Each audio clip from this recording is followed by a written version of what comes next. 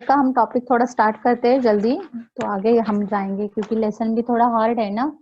तो अभिनव ने तीनों लेसन के रिकॉर्डिंग भी भेजे हैं। जो सिंसियरली सुन रहे हैं उनको मैं रिक्वेस्ट करती हूँ, अगर डाउट आया तो उसमें पढ़ लो, और कुछ क्वेश्चन आए तो हमें पूछ लेना है, व्हाट्सएप ग्रुप पे डाल दो कॉमनली, तो सबको आंसर मिलेंगे, सबको बेनिफिट मिलेगा। ओके। और आज से हम फिर से टेस्ट सीरीज भी स्टार्ट करेंगे। हाँ, आज कौन सा डे है? थर्सडे है। तो आई थिंक आज इसका साक्षी का चांस है, तो साक्षी आज इसी टॉपिक पे क्वेश्चन डालना। हाँ, तो जो सॉल्व करेंगे उनको हम इंटरनल ग्रेस मार्क्स में तो मोस्टली सोचूंगी कि 30 आउट ऑफ 30, जिनको जिन्होंने ये रेगुलर अपडेट किया है, रेगुलर स्टडी किया है, उनको हम लोग मार्क्स देने की कोशिश करेंगे। और ऊपर से ना हम एक दिन ऐसा दिन रखेंगे, कभी एक घंटा 1 आवर लेक्चर रखेंगे। तो उस 1 आवर में सबका डेली का जो अपडेट, आपने नोट्स लिखे हैं, होमवर्क लिखा है, जो असाइनमेंट दिया गया है वो किया है, तो मैं डेली जो ऑनलाइन है अपना कैमरा ऑन करेंगे और मुझे वो सब दिखाएंगे, including test also. Once in a week हमको ये करना ही चाहिए। शायद लॉकडाउन पीरियड खुलेगा, तब तक तो हम एक्टिव होते रहेंगे। तो देखो, हमने कल ये स्टार्ट किया था, ये 3 या 4 मार्क्स के लिए मोस्टली ये क्वेश्चन आ ही सकता है। क्या लिया था हम लोगों ने? DNA replication, process of DNA replication. तो कल का टॉपिक फास्टली रिवाइज करती हूँ कि ये प्रोसेस होने के लिए, डीएनए रिप्लिकेशन होना मतलब क्या, कि एक डीएनए की मेनी कॉपीज बनना। तो सपोज ये डीएनए किसमें है? सेल के अंदर है, बराबर है। तो ये सेल का डीएनए जिसका वन एंड है 3' और दूसरा एंड अपोजिटली एंड आएगा 5'। यहाँ पे एक एंड है 5' तो उसका कॉम्प्लीमेंट्री एंड आएगा 3'। तो ये एक डीएनए कहाँ पे है? एक न्यूक्लियस के अंदर। एक नहीं, ऐसे मेनी है, लेकिन ये क्रोमोसोम मेडअप ऑफ डीएनए। तो क्रोमोसोम डबल कब होंगे? जब डीएनए डबल होगा। तो हम बेसिक यूनिट का डबल होना प्रोसेस सीख रहे हैं, डीएनए डुप्लीकेशन सीख रहे हैं, या तो डीएनए रिप्लीकेशन सीख रहे हैं। तो डुप्लीकेट होना मतलब डबल कॉपी बनाना ना, तो डबल रॉ मटेरियल चाहिए। तो रॉ मटेरियल की जो प्रोसेस चल रही है वो हम पढ़ रहे हैं। तो सबसे पहले ये डबल होने के लिए ये स्टैंड और ये स्टैंड सेपरेट होनी पड़ेगी। और कहाँ पे सेपरेट होगी? हमने ये भी बोला था आपको कि सपोज हमको क्रोमोसोम नंबर 1 पे लिखा है, मतलब लीवर का फंक्शन है वो, कि लीवर का फंक्शन कौन सा कहा था हमने? डिटॉक्सिफिकेशन। तो डिटॉक्सिफिकेशन मतलब हम क्या बोलेंगे? देखो, फॉर एग्जांपल हमको बोईसर से चिंचनी कॉलेज जाना है। तो बोईसर से चिंचनी कॉलेज जाने के लिए एटलीस्ट 100 तो रिक्शाज अवेलेबल रहेंगे कि नहीं? डमडम रिक्शा जो है वो 100 अवेलेबल रहेंगे, लेकिन वो 100 में से अपने नसीब में एक ही रिक्शा रहती है, हम जिसमें बैठ के चिंचनी कॉलेज से जाते हैं। तो हमारा डेस्टिनेशन हमें कहाँ पे मिलता है? चिंचनी कॉलेज। लेकिन पूरे 100 रिक्शा में हम नहीं बैठते। तो वैसे ही एक क्रोमोसोम, उसके अंदर बहुत डीप कॉम्प्लिकेटेड डीएनए है, लेकिन लीवर क्या कहता है कि मुझे ये जो, सपोज मैंने बहुत सारा दारू पिया है, अल्कोहल लिया है, आया समझ में? तो अल्कोहल लिया है तो अल्कोहल निकालने वाला जो डीएनए का डिटॉक्सिफिकेशन रहेगा वही वहां पे काम करेगा ना। अगर मेरी लाइफ में कभी अल्कोहल लिया ही नहीं है तो डीएनए वहां पे वो काम ही नहीं करेगा। तो वो डीएनए का रिप्लिकेशन की प्रोसीजर वहां पे आएगी ही नहीं, वो डिटॉक्सिफिकेशन होगा ही नहीं। एक सिंपल सा बात समझो कि घर में जो कचरा है वो क्लीनिंग करने के लिए सपोज नहीं निकल रहा है, तो आप कुछ हेवी मटेरियल लेंगे ना, फिनाइल लेंगे, कुछ और लेंगे, निकल नहीं रहा है दाग तो कुछ और लेंगे, और निकल रहा है तो पानी से निकालेंगे। तो वैसा ही यहाँ पे है कि बहुत बड़ा डीएनए है, लेकिन उसका एक पर्टिकुलर जो ओरिजिन रहेगा, वहां से वो सीक्वेंस ढूंढेगा कि मुझे कहाँ से रिप्लिकेट होना है, मुझे कहाँ से उस प्रोसेस को काम करवाना है। तो जो स्पेसिफिक पॉइंट सिलेक्ट करेगा, that specific point is called as a origin. तो मतलब इस सेल में से हम लोगों ने ये डीएनए का वन स्ट्रैंड लिया, जिसका वन एंड है सपोज 5', तो दूसरा एंड क्या रहेगा? 3'। फिर उसके बाद दूसरा उसके ऊपर जो कॉइल्ड हो रहा है वो एंटी पैरेलल रहेगा, ये 3' होगा, तो उसका कॉम्प्लीमेंट्री यहाँ पे 5' आएगा। सपोज यहाँ से उसको मालूम है कि मुझे इतना स्ट्रैंड चाहिए, मुझे यहाँ पे डिटॉक्सिफिकेशन का मेरे एंजाइम्स बनेंगे, तो यहाँ पे स्पेसिफिक पॉइंट को सिलेक्ट करेगा ऑटोमेटिकली। ऑटोमेटिकली मतलब according to requirement of body, लेकिन उसे किसी का कमांड देने की जरूरत नहीं, जैसे आप लोगों को कमांड देने की जरूरत नहीं है, पर कहीं ना कहीं आपको इंसेंटिव चाहिए। बस आपको एक बार टीचर ने बोलना चाहिए, आप ऑटोमेटिकली काम करते, तो खुद से काम करते हैं ना। तो वैसे ही यहाँ पे एक स्पेसिफिक पॉइंट डिसाइड हो जाता है ओरिजिन। अब यहाँ से यहाँ तक सपोज ये एडेनिन है और ये एडेनिन पेयर विथ किसके साथ होता है, थाइमिन। ये ग्वानिन पेयर विथ किसके साथ होता है, साइटोसिन। तो इनडायरेक्टली ये डीएनए का स्ट्रैंड कैसे होता है मैं बताती हूँ। ये adenine suppose nitrogen base purine या पायरिडमिडिन से बना है। तो प्यूरिन और पायरिमिडिन मतलब ये जैसे बेंजीन की रिंग्स होती है, वैसे ये एडेनिन का एक मॉलिक्यूल हो गया, जैसे नैफ्थालीन है करके। अब इस एडेनिन को कौन कनेक्ट होता है, पेंटोज शुगर। सपोज ये पेंटोज शुगर कनेक्ट हो गई और फिर उसको इनऑर्गेनिक फॉस्फेट मतलब H3PO4 ये कनेक्ट हुआ। तो ये इतना जो मैं डायग्राम ड्रॉ कर रही हूँ, ये फिर से यहाँ पे फिर से एडेनिन कनेक्ट विद किसके साथ होगा, थाइमिन के साथ। सपोज वो थाइमिन मतलब भी एक बेंजीन रिंग जैसा है, ऐसा कनेक्ट किया। अब ये थाइमिन भी फिर से किससे कनेक्ट होगा, पेंटोज शुगर के साथ। और फिर ये किसके साथ होगा, इनऑर्गेनिक फॉस्फेट। पी लिखा है मतलब वो हेवी केमिकल है, H3PO4। ये ऐसा ड्रॉ किया है मतलब पेंटोज शुगर मतलब C5 है यहाँ पे, C5H10O4। ये तो आपको केमिस्ट्री का बेंजीन का मतलब क्या बोलते हैं, अल्केन का फॉर्मूला आप सबको मालूम है, CnH2n ऐसा लिखते हैं ना। तो वो फॉर्मूला के फॉर्मेट में हमने इसे यहाँ पे बिठा दिया। अब यहाँ पे भी वो बेंजीन के फॉर्मूला, तो इतना एक ही यूनिट को मैंने पकड़ा है। What this unit is called as a nucleotide. इस यूनिट का नाम क्या है, न्यूक्लियोटाइड। तो ये दो न्यूक्लियोटाइड एक दूसरे को कनेक्ट होंगे। तो जो मैंने ये स्ट्रक्चर सिलेक्ट किया है, सपोज यहाँ से यहाँ तक, तो यहाँ पे सपोज 100 न्यूक्लियोटाइड है। कितने न्यूक्लियोटाइड है, 100। तो उनका फिक्स सीक्वेंस रहेगा ना।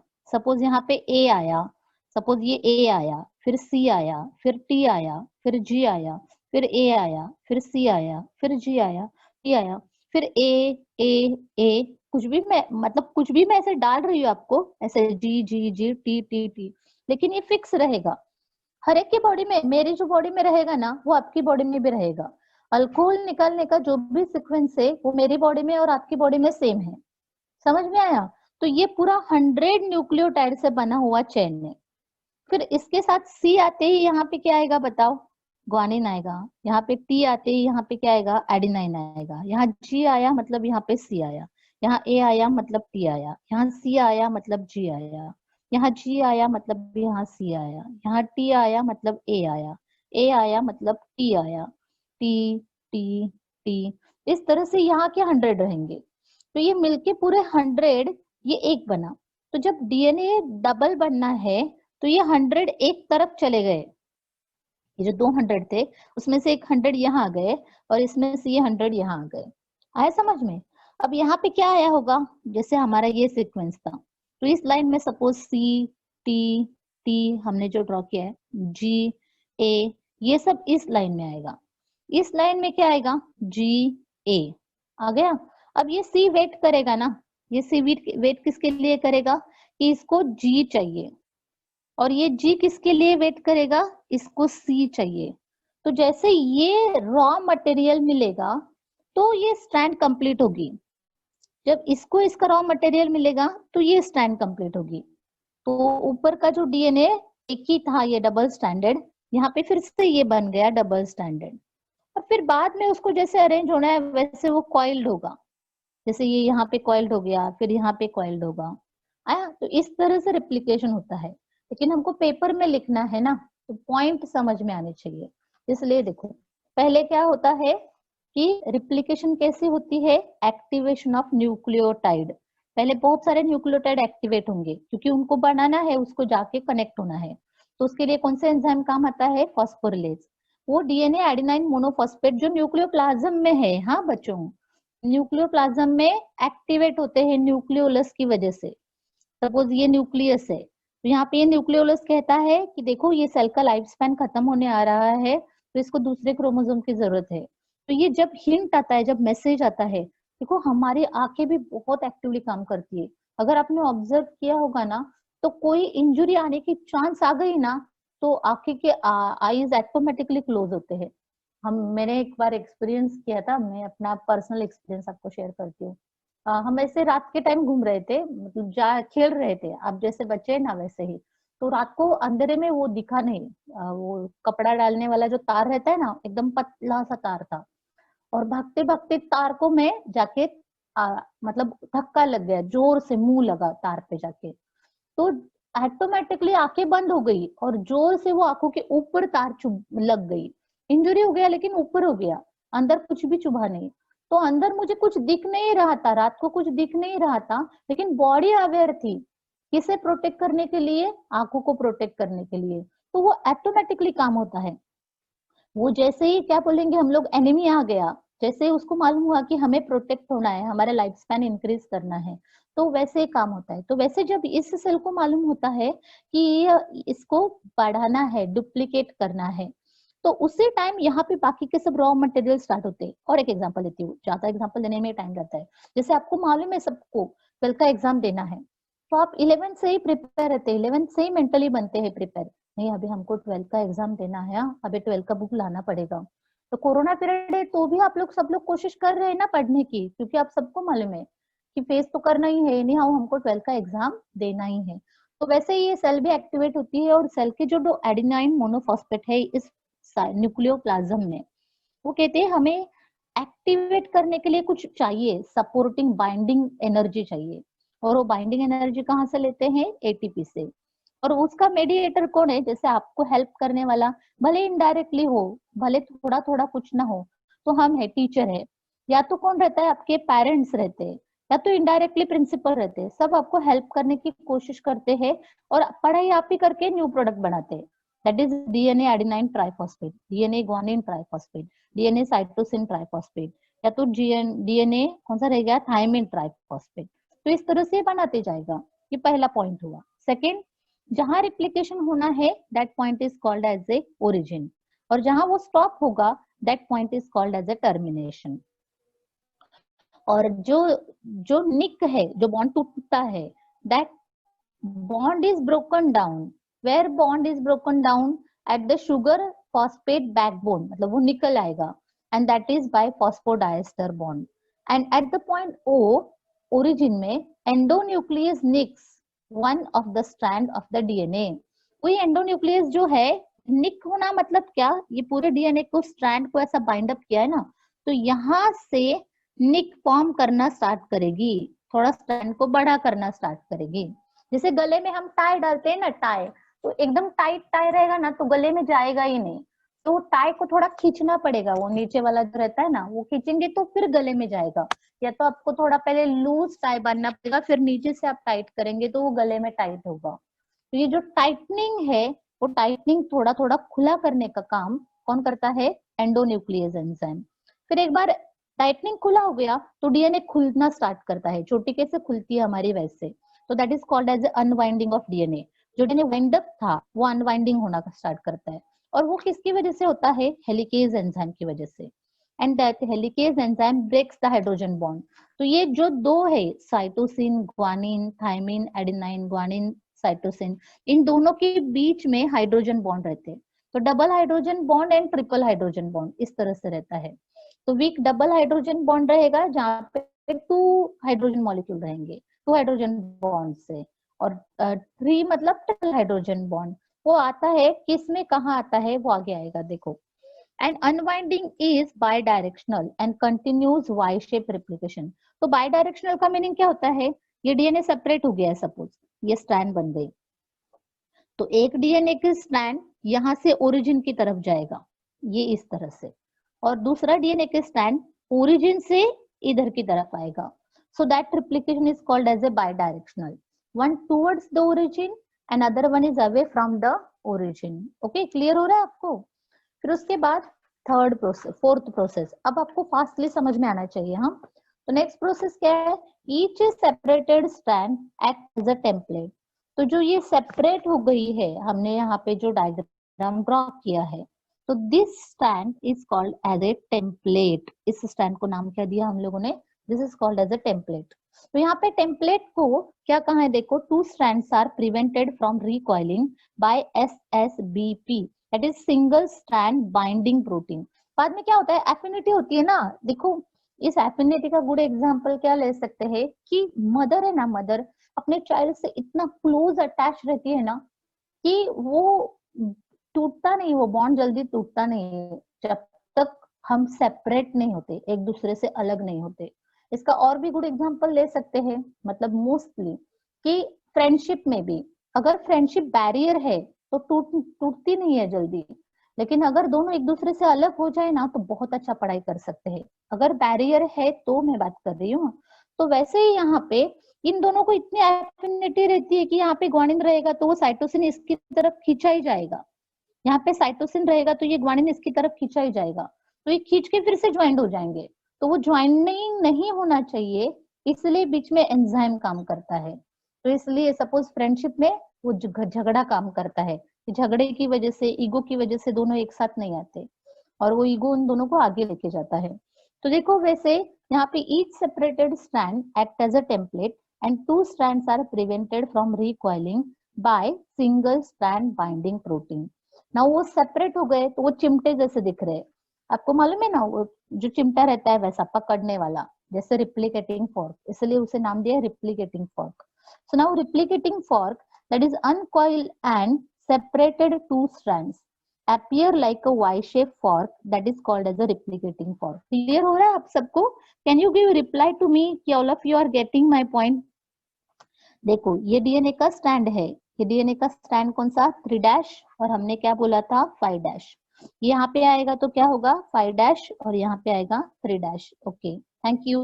तो ये सेपरेट हो रहा है ओरिजिन से, तो हमें वो फॉर्क जैसे दिख रहा है। चिम thank you to all of you. So ये सेपरेट हो रहा है तो ये फॉर्क जैसे दिख रहा है, एंड दैट फॉर्क इज ऊपर, जैसे हम ये वाई ड्रॉ करेंगे और ये दो निकालेंगे तो इन्वर्टेड वाई जैसे लिखेगा।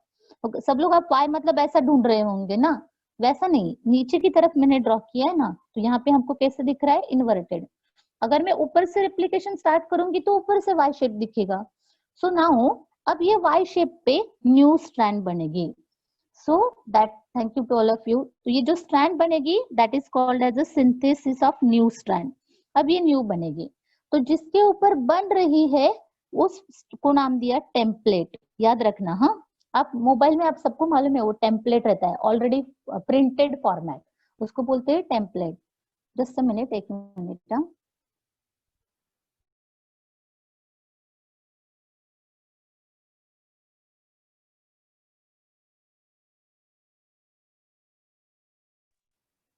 सॉरी हाँ। तो देखो, तो यहाँ पे क्या हो रहा है synthesis of new strand. So each separated strand act as a template for synthesis of new complementary strand.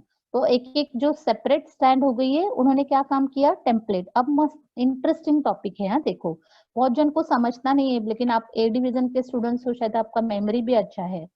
So it begins with 3 dash end of the template strand with help of small RNA molecule called as a RNA primer। ये बहुत important point है, text book में भी आप लोग देख लेना। तो ये begins with कौन से एंड से होगा बताओ 3 dash end, that is called as a RNA primer। तो यहाँ पे 3 dash end जो है that strand is called as a RNA strand and that is started with कौन सा प्राइमर कहाँ है RNA प्राइमर। तो यहाँ दिख रहा है आपको, ये दिख रहा है देखो आरएनए प्राइमर यहाँ लिखा है, लेकिन एक्चुअली वो 3 डैश एंड मतलब यहाँ से स्टार्ट होता है। तो दैट स्टैंड स्टार्ट्स विद कौन सा, कहाँ से आएगा बताओ primer, that is called as a RNA primer. तो आरएनए प्राइमर एक याद रखना कि 3 डैश एंड से वो रिप्लिकेशन स्टार्ट होगा। मैं आगे डायग्राम से एक्सप्लेन करती हूँ, पहले वो पॉइंट रखो। It begins with 3 dash end of template strand with help of क्या कहा हम लोगों ने small RNA molecule called as RNA primer। Now template strand attracts complementary nucleotide, एक एक complementary nucleotide को attract करेगी from surrounding nucleoplasm, nucleus के अंदर है वहां से, by weak hydro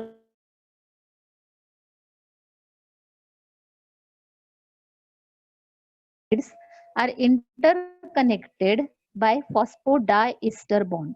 तो जो न्यूली बाउंड न्यूक्लियोटाइड है वो किससे कनेक्ट होंगे phosphodiester bond forming polynucleotide strand. क्या फॉर्म करेंगे पॉलीन्यूक्लियो स्ट्रैंड।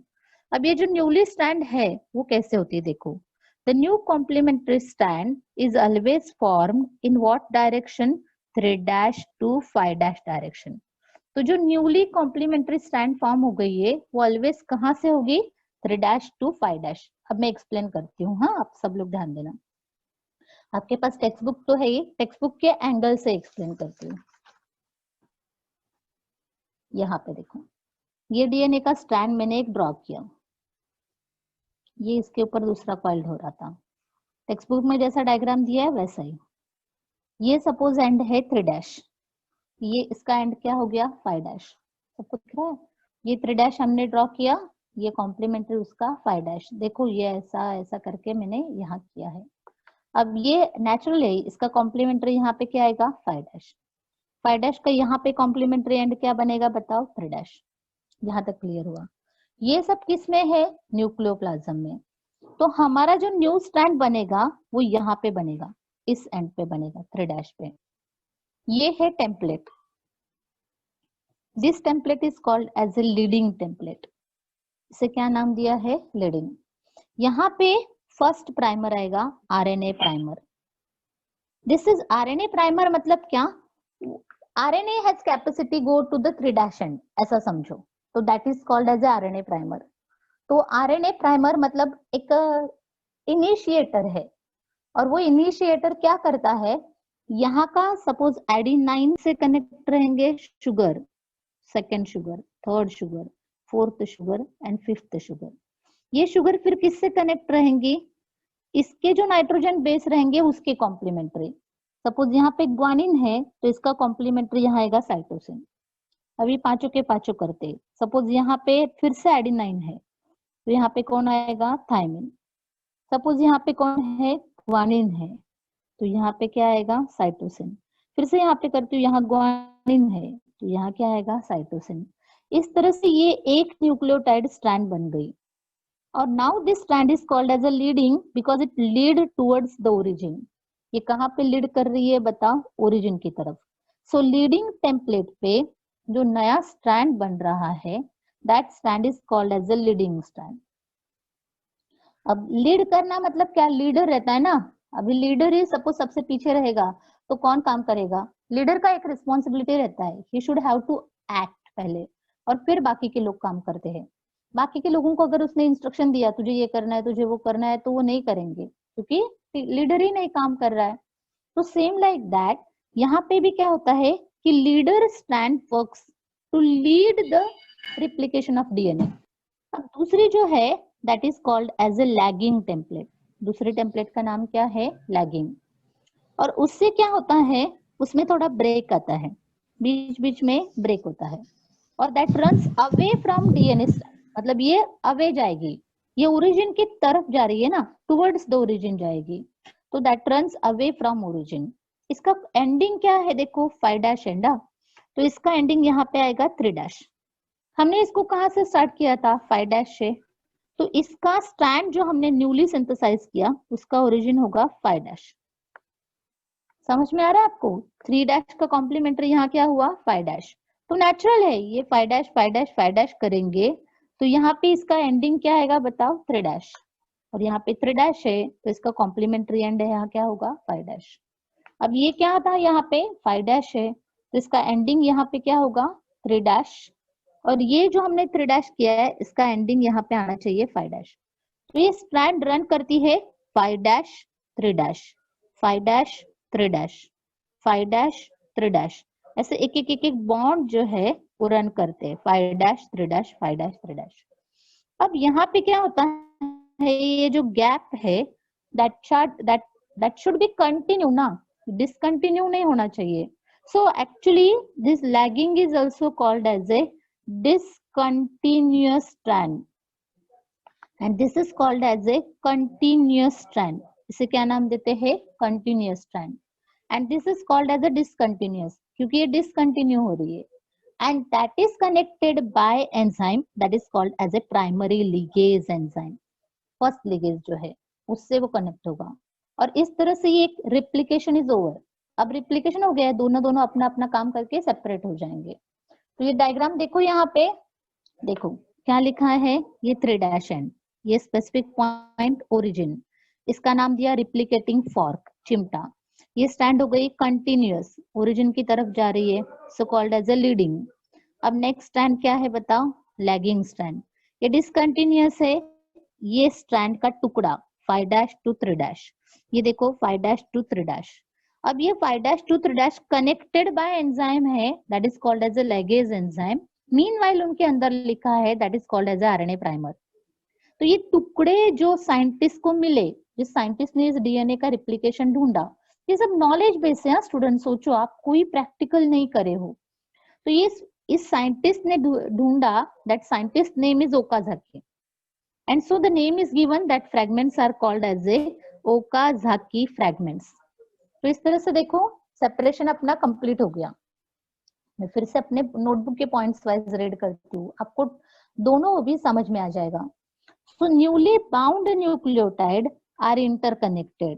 अब जो नए जो न्यू प्रिपेयर हो गए थे वो इंटरकनेक्ट होंगे एक दूसरे से by phosphodiester bond forming polynucleotide strand. तो मैं एक ही स्ट्रैंड आपको यहाँ पे एक्सप्लेन करती हूँ।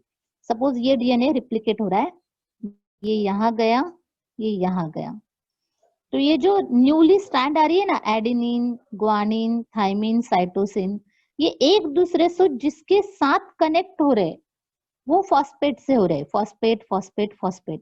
तो फॉस्फेट का चेन बन रहा है, and that phosphate chain is called as a polynucleotide strand.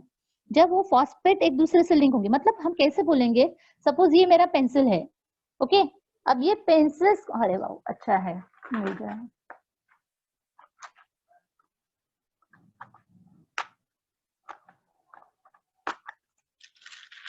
ये देखो, ये एक एक एक एक सपोज स्ट्रैंड है, ओके, तो ये कौन है, ये एडेनाइन है सपोज। अब ये एडेनाइन यहाँ पे इसके साथ कनेक्ट हो गया, थोड़ा बहुत समझो, इसके अंदर में डाल रही हूँ, क्लियर हो रहा है आपको, ये इसके अंदर जाएगा तो कनेक्ट होगा ना। तो ये स्ट्रैंड इस तरह से कनेक्ट हो रही है, तो ये जो मोती गिर रहे हैं वो नहीं गिरने चाहिए ना, तो ना गिरने के लिए यहाँ पे ऊपर फॉस्फेट एक दूसरे को लिंक करता जाएगा, बांधता जाएगा, और फिर एक दूसरे को बांध के जो बॉन्ड करेगा that is called as a phosphodiester linkage. उस लिंकेज को नाम क्या देंगे, फॉस्फोडाइएस्टर। सुनो, अब ये क्या दिख रहा है, ये एडेनिन न्यूक्लियोटाइड है, ये ग्वानिन न्यूक्लियोटाइड है, ये साइटोसिन न्यूक्लियोटाइड है, ये थाइमिन न्यूक्लियोटाइड है, ओके। ये एडेनिन को किसने कनेक्ट किया, सपोज थाइमिन ने, क्लियर हो रहा है आपको। ये सपोज ग्वानिन है, इसको किसने कनेक्ट किया, ने, क्लियर हो रहा है आपको। अब क्या होगा, ये मनी गिरेगा ना, ये मनी भी गिरेगा, ये मोती गिर सकते हैं, तो ये गिरने नहीं चाहिए या तो शिफ्ट नहीं होने चाहिए, तो इसलिए यहाँ पे ये जो पेंसिल है, ये पेंसिल का एक टोक फॉस्फेट है, ये भी फॉस्फेट है, ये भी फॉस्फेट है, तो ये पेंसिल से सारे मोती जुड़ गए। तो दिस बॉन्ड इज, ये एडेनाइन का पहले शुगर के साथ होगा, मतलब ये ऑटोमेटिकली नहीं होगा, इसको किससे कनेक्ट करने पड़ेगा, बीच में शुगर से, यहाँ पे शुगर का मॉलिक्यूल आएगा और फिर शुगर से पेंसिल कनेक्ट होगी, ओके, लास्ट 10 मिनट्स। तो ये जो कनेक्ट होगी और इससे बनेगा that is called as a phosphodiester. Can everybody get understanding of phosphodiester linkage, जरा मुझे बोलो समझ में आया, the linkage between sugar and phosphate. और फिर फॉस्फेट फॉस्फेट फॉस्फेट, ये पेंसिल इंटैक्ट नहीं है, हाँ ये फॉस्फेट इंटैक्ट नहीं है, वो फॉस्फेट फॉस्फेट फॉस्फेट क्लियर हो रहा है, तो that is called as a polypeptide linkage, वो पॉलीपेप्टाइड के फॉर्म में कनेक्ट हो रहा है। Thank you, okay, very good. तो अभी हम आगे जाते हैं। So now the new complementary strands is always form in what direction, 3' to 5', ये याद रखना, ये नॉलेज बेस होगा। नाउ द दो स्ट्रैंड का नाम भी हो गया, one is leading and second one is called as a lagging.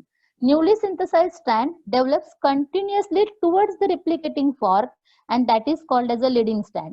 जो replicating fork की तरफ जा रही है तो उसे हमने क्या नाम दिया, leading strand। अब दूसरा देखो, and the other new strand develops discontinuously that is away from replicating fork, that is called as a lagging। So now the lagging template takes place in form of small fragments, वो छोटे छोटे fragments से, and that are called as a Okazaki fragments। Okazaki fragments are joined by enzyme DNA ligase। वो किससे connect हो रहे, DNA ligase से, and formation of 2 daughter DNA molecule। अब बना ना, जो हमारा एक DNA था उससे हमें कितने मॉलिक्यूल मिले, 2, ये एक स्ट्रैंड सेपरेट हो गई थी, ये एक स्ट्रैंड सेपरेट हो गई, तो ये 2 DNA मॉलिक्यूल हमें बने। So 2 daughter molecule are formed and in this DNA strand one is parental, ये एक पहला वाला ओरिजिनल पैरेंटल था, और जो दूसरा यहाँ पे भी एक पैरेंटल ओरिजिनल था, जो दूसरा उसके ऊपर सिंथेसाइज हो गया है, दैट इज न्यूली सिंथेसाइज। जो न्यूली सिंथेसाइज हो गया, so called as a semi conservative replication. So इसलिए उस रेप्लिकेशन को क्या नाम दिया, semi conservative. Refer the diagram 4.8। तो आप ये दोनों डायग्राम समझ में आए। अब देखो, ये एडेनिन किसके साथ कनेक्ट हुआ है, थायमिन। थायमिन किसके साथ, एडेनाइन। और ये डैश है 5-2, यहाँ लेके गए हम लोग, बताओ 3-। ये क्या आया, 5-2 3-। अब देखो, एडेनिन कनेक्ट विथ थायमिन, तो यहाँ पे double hydrogen bond. Thymine connect with adenine, यहाँ पे डबल। यहाँ पे guanine connect with cytosine, actually triple होना चाहिए, पर चलेगा। बॉन्ड तो दिखा है उन्होंने, वीक हाइड्रोजन बॉन्ड दिखा है। ये कनेक्ट हुआ है, कनेक्ट हुआ। अब ये डिसकंटिन्यूअस स्ट्रैंड है, and that discontinuous strand are called as a Okazaki fragments. तो आप ये डायग्राम प्रेफर करो, आपको पसंद है तो ये डायग्राम प्रेफर करो, दोनों भी डायग्राम राइट है। बस यहाँ पे बीच में नाइट्रोजन बेस दिखाए तो हो गया, यही डायग्राम यहाँ आया। ओके, तो हम आगे का टॉपिक कंटिन्यू करते हैं, भले 5 मिनट भी मिले तो भी चलेगा। तो आगे क्या है देखो, दैट इज एक्सपेरिमेंटल कंफर्मेशन। ये जो साइंटिस्ट बता रहे हैं उसको कंफर्म कैसे किया गया। तो जस्ट ओनली ये नॉलेज बेस याद रखना कि पूरा जो एक्सपेरिमेंट किसी साइंटिस्ट ने किया था, जिसने कहा कि सेमी कंजर्वेटिव रेप्लिकेशन है, तो उसको प्रूफ करने के लिए कोई इंस्ट्रूमेंट यूज किया गया, and that instrument living organism, and what that living organism is, तो उस बैक्टीरिया में containing N14 आइसोटोप। तो जो डीएनए न्यूक्लिक एसिड है ना, नाइट्रोजन बेस कंपोनेंट से बना है। तो हमारा जो ये जो एडेनिन, ग्वानिन, थायमिन, साइटोसिन कैसे घूम रहे हैं, वो किस तरह से जा रहे हैं उस है। तो अंदर एक छोटा सा कैमरा डालेंगे तो अंदर कहाँ कहाँ वो पाइप जा रहा है वो दिखता है। तो वैसे ही साइंटिस्ट ने आइसोटोप को यूज किया, और जैसे जैसे डीएनए रेप्लिकेशन होगा वो आइसोटोप कहाँ कहाँ जाता है, उससे बराबर मालूम पड़ता है कि ये साइंटिस्ट ने बताया है सेमी कंजर्वेटिव, वो राइट है। So that experiment confirmation is done by using E coli bacteria and containing कौन सा आइसोटोप यूज करके किया, N14 हेवी आइसोटोप। तो ये प्रूफ हुआ कि इन्होंने सबने देखा। अब हमारी मेन थीम पे जाएंगे। क्यों हमें ये मैडम सब पढ़ना है, हमारी बॉडी में ये सब पढ़ना क्यों जरूरी है। तो ये क्यों पढ़ना जरूरी है कि देखो, किसी किसी की बॉडी में लीवर होता है, लेकिन वो लीवर का फंक्शन स्टॉप होता है। अरे कोई डायबिटीज, हमारे घर में तो कोई कुछ ड्रिंकिंग भी नहीं करता, कोई शुगर भी ज्यादा नहीं खाता मैडम, हमारे घर तो सब वेजिटेरियन है, नॉनवेज भी नहीं खाते, लेकिन तो भी डायबिटीज हुआ है। तो ऐसा क्या रीजन है कि उस पर्सन को डायबिटीज हुआ है, या तो कोई और डिसीजेस होते, तो किस वजह से होती है।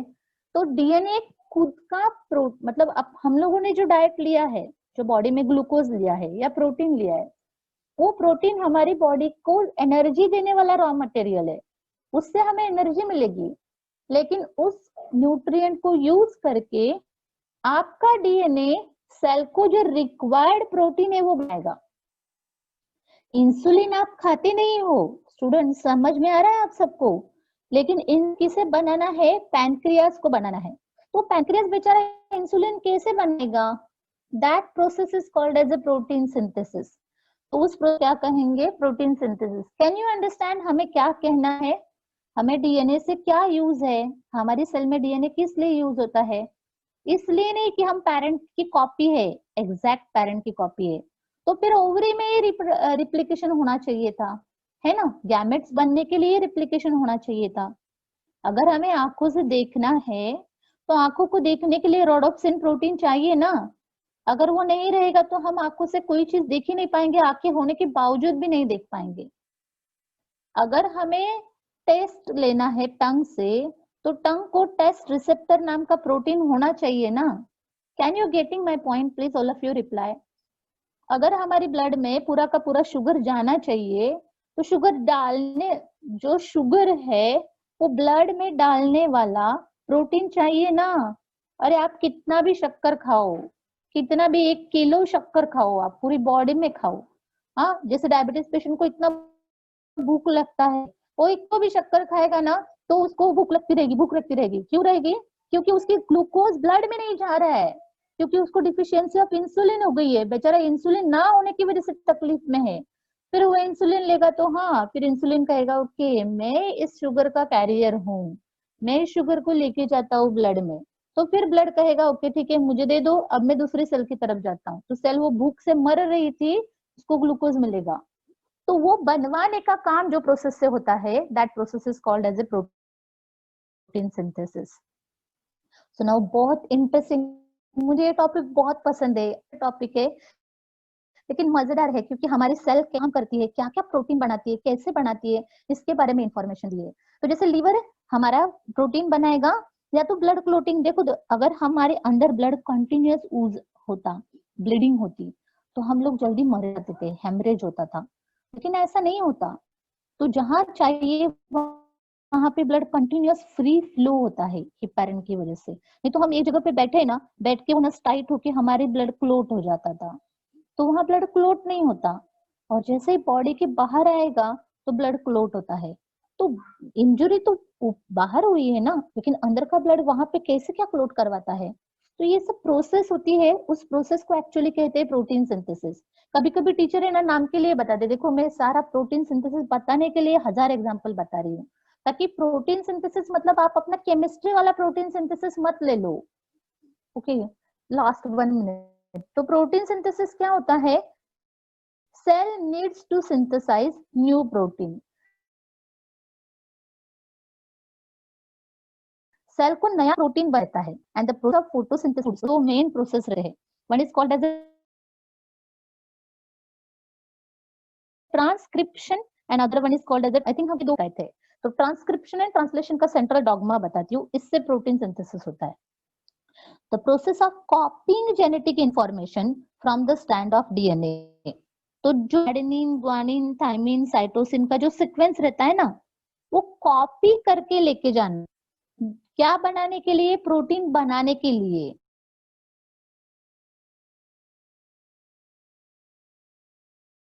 Messenger RNA